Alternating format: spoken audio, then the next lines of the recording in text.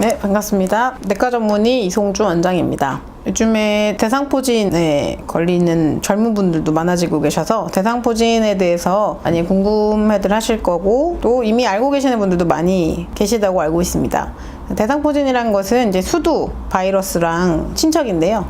예전에 어렸을 때 수두를 앓았거나 아니면 수두 접종 후에 이 바이러스들이 우리 몸에 숨어 있습니다.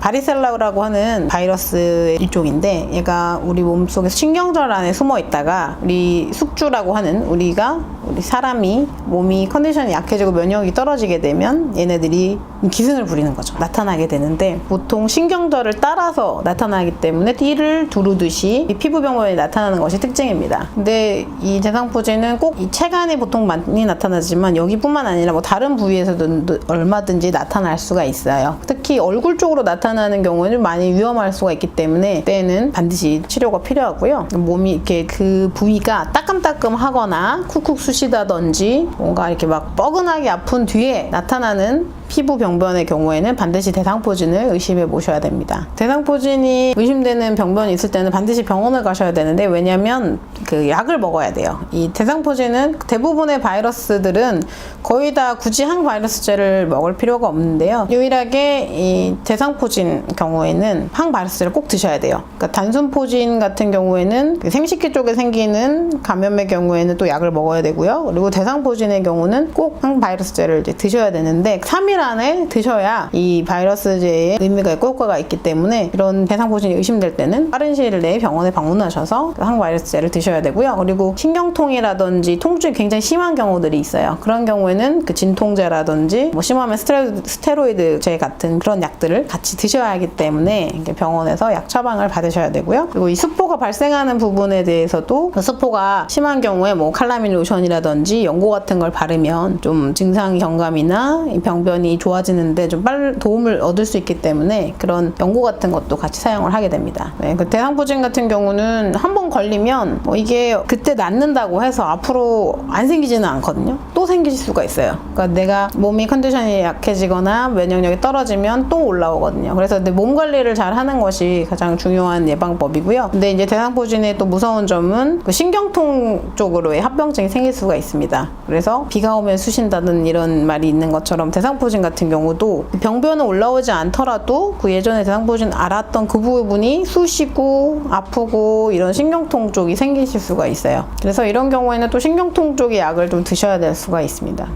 그리고 이제 만약에 이 대상포진이 뭐 얼굴 쪽이라든지 이런 쪽으로 오게 되면 좀 아주 심한 경우에는 척수라든지 더 중추신경 쪽으로 이렇게 대상포진이 퍼질 수가 있는데요. 이때는 굉장히 치명적일 수가 있기 때문에 그런 경우는 큰 대학병원급에서의 치료를 받으셔야 되는 경우도 심하면 생길 수도 있습니다. 그래서 초반에 잘 치료를 받는 것이 좀 중요합니다.